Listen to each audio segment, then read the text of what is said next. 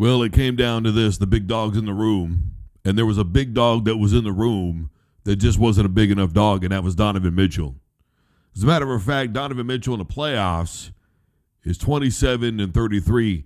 Going into these playoffs, he was only 23-32. Now they're down 0-2. It's not looking any better. Let's just keep it a buck, man. And you have to give credit to Halliburton because he played injured. We know he played injured. Now, the severity of it, obviously, we're going to know a little bit later on. But as of the moment of this broadcast, we saw Tyler Halliburton injured. And the Cleveland Cavaliers literally have no excuse. Donovan Mitchell literally has no excuse. You were up by 20 points, and you blew the lead. That's all there is to it. Anybody can blame officiating if they want to. They can blame players being out if they want to. Indiana had guys. Come on. There's no excuse. You blow a 20-point lead, you don't deserve to win. Especially when somebody gets their own rebound off of a crucial free throw. Then he's able to jump back, create space, and hit the tray. The game-winning tray, mind you.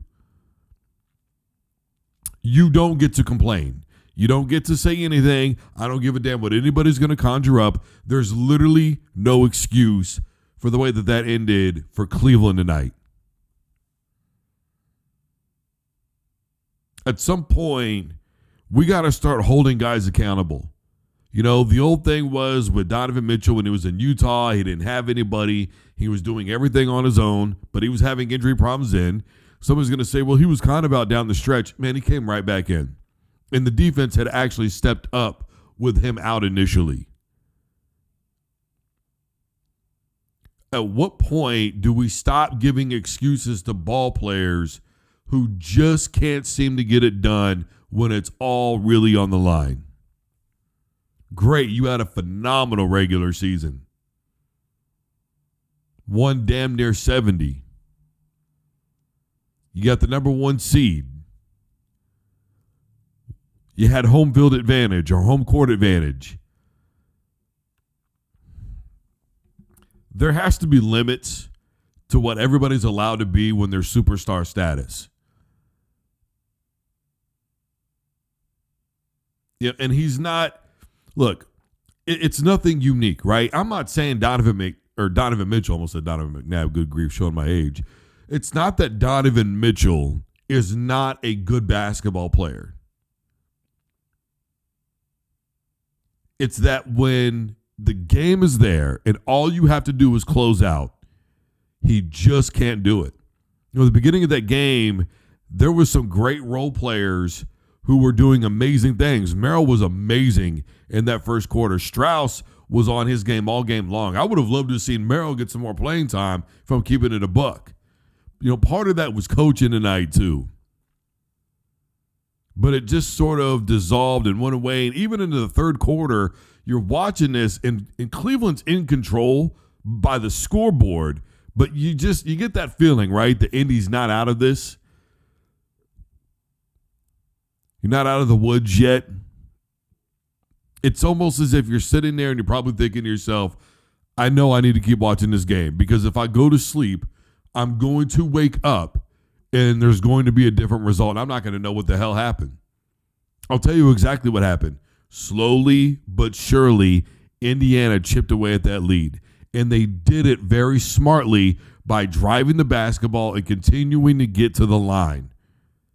I don't understand why more teams don't do this. I've been saying it for years. When you're losing, the best way to come back is by creating fouls. And then on top of that, defensively, they were full court pressing. They were running 2-1-2 high traps. They became extremely aggressive on the defensive side of the ball. And they were able to do that because they had slowed the pace of the game down. See, now Cleveland, they've got to inbound the ball, right? Which we saw that was a horrible play at the end of the game, that inbound play. But when we look at it as a whole, every time they inbound it, there's guys flying all over the place for Indiana. Look, Cleveland got outplayed and they got outcoached. And it's somewhat as simple as that. You know, the first quarter, about the first, we'll call it 9 minutes, both teams looked really bad. To me, it wasn't exactly good defense for the first 9 minutes. I think the score was only 9-9. It was horrible shot selection. It was 1,000,001 things. And as the game went along, Cleveland was initially able to take care of the poor decision-making of Indianapolis. Or pardon me, they were able to capitalize on it.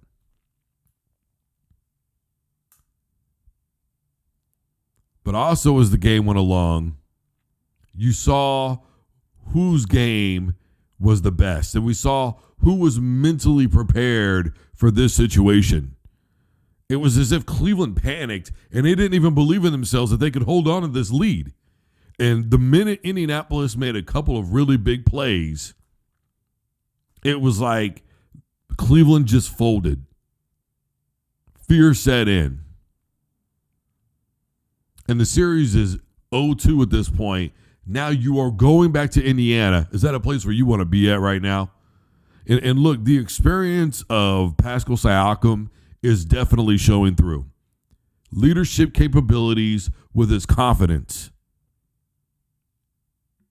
Making subtle plays, doing the little things that he's expected of himself to do, but he's leading by example. It's bizarre to think about Indiana being better without Buddy Hield, isn't it?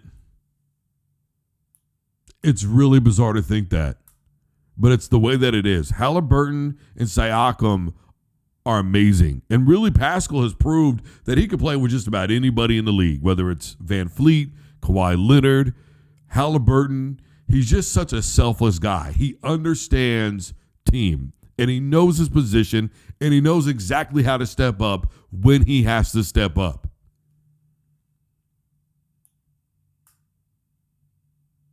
Let's be clear. Cleveland did not play the same game.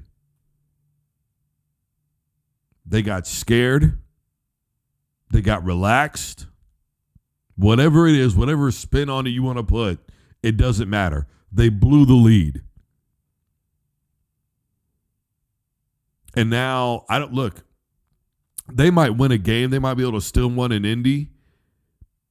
But it doesn't look like they're going to win this series. Can anybody say it confidently? Someone's going to go, look, man, it's only 0-2. Do you know how hard it is to come back from 0-2? It's not a trip around the block. Especially at this phase in the playoffs. And Pascal, having been in these situations before as a champion, I guarantee you he's going to know exactly how to get the troops together. Donovan Mitchell does not know how to handle these situations.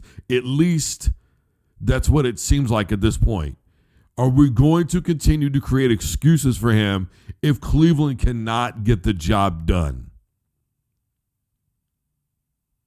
Because if they lose the next couple of games, it's 27-35 at that point. Will he be just another failed superstar? Is he another James Harden? That's the question that we have to start asking ourselves. I'm just saying. All right, everybody, I am Drew Duncan. Facebook, Twitter, and Instagram is all at Drew Duncan Radio. I am wherever you are listening to podcasts. Tell your device to play the Drew Duncan Sports Show. Everybody stay safe, take care of yourselves, and have a wonderful rest of your night and or day.